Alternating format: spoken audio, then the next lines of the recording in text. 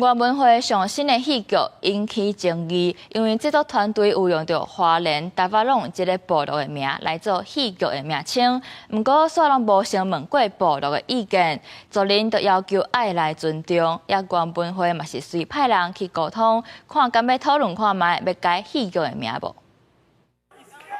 這次由原文會所製作的《什麼甲大發龍搬到台北戲劇》，主要是講到原住民族人佇都會區的生活情形、甲原民文化、甲家庭情感這故事。也不過開鏡典禮了後，消息傳登去花蓮部落，確實引起真大風波。他們根本沒有來部落做這個田野調查的工作，是連知會的行為都沒有在做這個事情。我們希望說，原民台能夠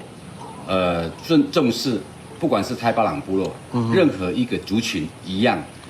發生這樣的狀況呢，還是要以部落的主體性為主。另外，和大發龍族人加一個意外是相關演員，不過一個是講互相在地阿美族。另外，使用族語也是大發龍語系，劇情內容若無正確來解說，造成外界對部落誤解是變怎哩？當你使用某某部落的名字，它就代表了當那個部落的紀律、公共責任、文化邊界、詮釋，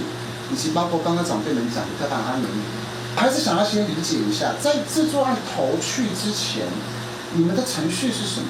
對了，這個爭議，原文會也調講到大發龍部落甲族人溝通，除了解說戲劇的整個過程，對着戲劇名稱是不是來做改名也做出討論。一開始我們並沒有事先跟他們有一個好的溝通賜教請教，所以我們就直接用上這樣的名字，確實是我們重大的一個疏忽跟錯誤。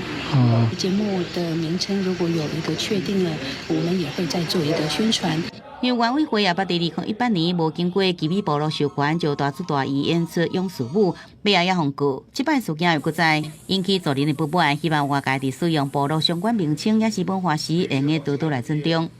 記者綜合報道。